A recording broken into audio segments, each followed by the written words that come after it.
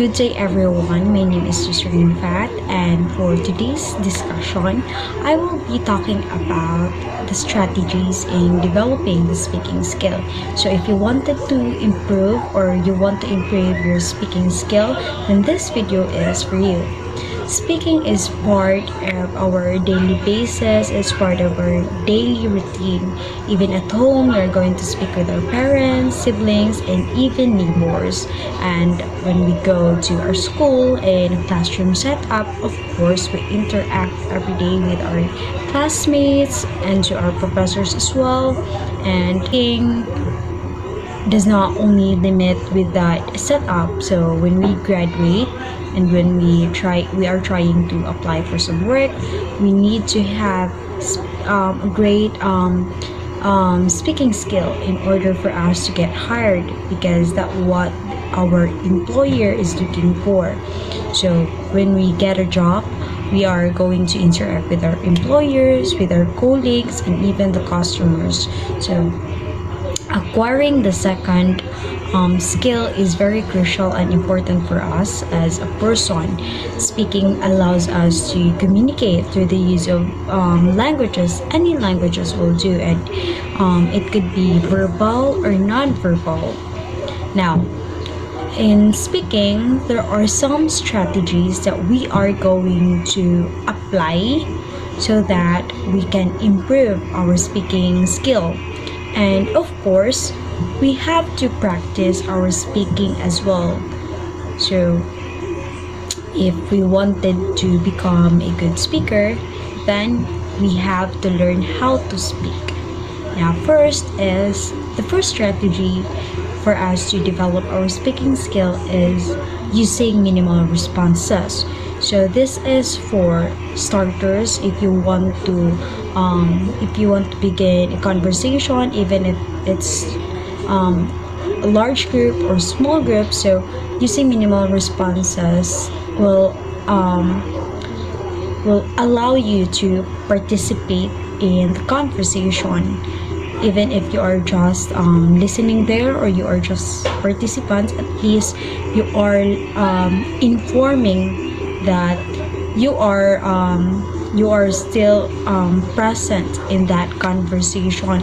Fillers such as yes, or the non-verbal response such as nodding our head is also a great way of informing the speaker that you are listening and you are still interested in participating with the conversation. Even in the classroom setting, when our professors ask us, are you still listening, and we say yes, or we say if it's your friends, we say to inform them that we are still listening. So using minimal responses is a great way to improve our speaking skills, because later on it becomes when we improve our speaking skills, so instead of like responding yes or we're able to express our thoughts. And we'll say yes, I get what you are saying, or that's a good point, that's a good idea.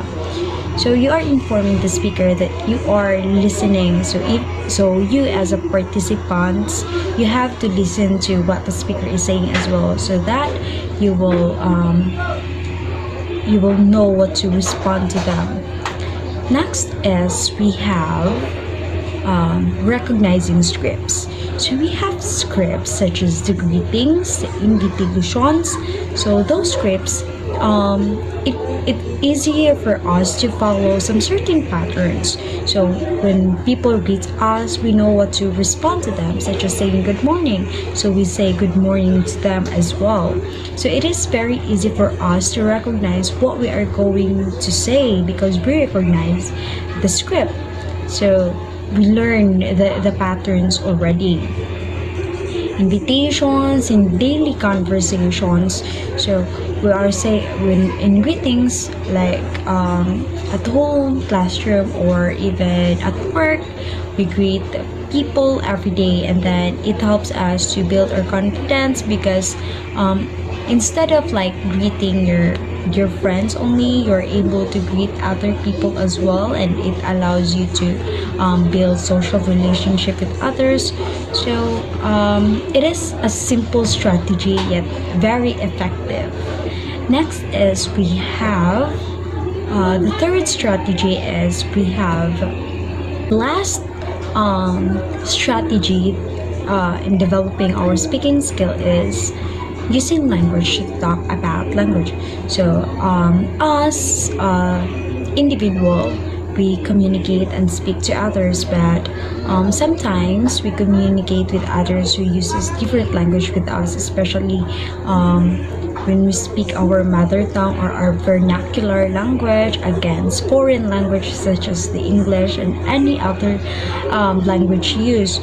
So we should not be embarrassed or shy to express that we do not understand what the other speaker is saying, because we need to clarify what they are really saying. Because isn't it embarrassing if they're going to ask, do you get what I'm saying, and then you're just going to agree despite that you do not get what the speaker is saying at all. So we need to be honest with ourselves as well. We can say that can you please repeat what you are saying, or can you explain further to us what you are saying? And you as a speaker, when someone wants to clarify, you have to respond or to answer positively to let them know that you are open for you are open for questions, for positive comments about what you are saying. So do not embarrass the participant as well. It is your job, it is your obligation to explain what they want to get from you. They want you to expound your idea in a simple term. So even if, no matter how good you are in speaking, even if you're an expert or you are very good in your topic, you master the topic, but it becomes ineffective if your participants or your listener do not get you at all. So be observant with your environment, your people, their body language. Are they still listening to you? Don't be afraid to ask or to clarify some things that you wanted to know, because it is their obligation to explain. And then if you can use other languages that will help you to communicate better with your listeners or your participants, then you have to use it as well. And then be confident with yourself.